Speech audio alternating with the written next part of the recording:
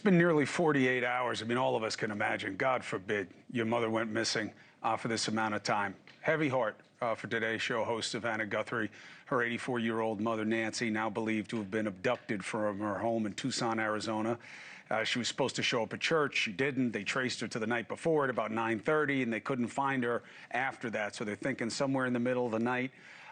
They've pretty much dismissed the idea that she wandered off. She doesn't have dementia or anything like that.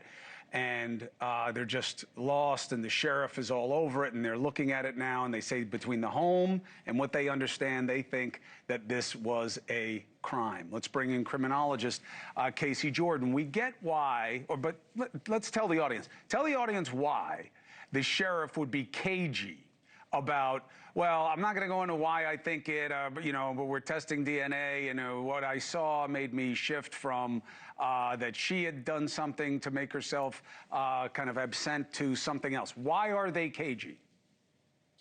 Nobody wants to go to the worst case scenario from the outset, but I would argue that they're being cagey with a lot of holdbacks. There's so much more they know that we don't know, because they are afraid that she was abducted. In fact, that is the going theory right now, Chris, by somebody who has not yet, but might be looking for a ransom or reward. Now, just in the last few hours, Chris, I understand that they confirmed that no ransom note or demand has been received, but that doesn't mean that they are not going with a theory that she was kidnapped for profit. Perhaps something went terribly wrong. Perhaps they will never get a ransom note if things went terribly wrong. They don't want to say these things out loud. This is pure speculation, but they have ruled out all the obvious things that we were all hoping for and thinking, that she just wandered away and maybe had a medical emergency, maybe an ambulance took her away.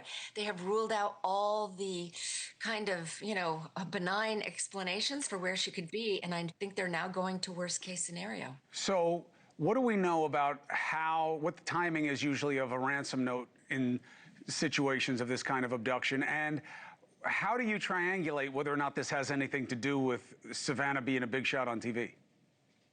Well, I think that that's the number one reason we do think that this could absolutely be foul play and profit-driven. I mean, Savannah, I met Savannah more than 30 years ago when she was a reporter on Court TV, and we were all working there.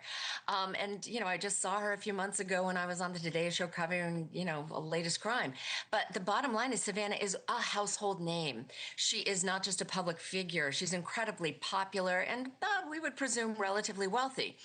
That said, this is somebody who would want to keep this quiet and be very highly motivated, theoretically, if a ransom demand was presented, to just getting her mother back no matter what it cost. And that is always the decision of the family, not the FBI. They will advise against it, but the family decides whether they want to pay a ransom or not. I mean, that said, there are no rules with kidnappings. It all depends on the sophistication of the kidnappers. If they are spontaneous, impulsive, not well planned, it usually comes to a head very quickly. But if they are sophisticated, I mean, they might wait quite a while to present a ransom demand, quite simply because the more tension they can put in the family, the more likely they are to get paid. There is a huge X factor with abductions. And that just means there's so much that can go wrong that you could even get a ransom demand when there is no one to recover. So I don't even want to go there. I really want to believe that there is some benign, good explanation for where she disappeared to. But now that the police are confirming that they do believe this to be an abduction and her home to be a crime scene, I think that it is time for us to think in terms of who would want to harm someone and, is it related to Savannah's public profile?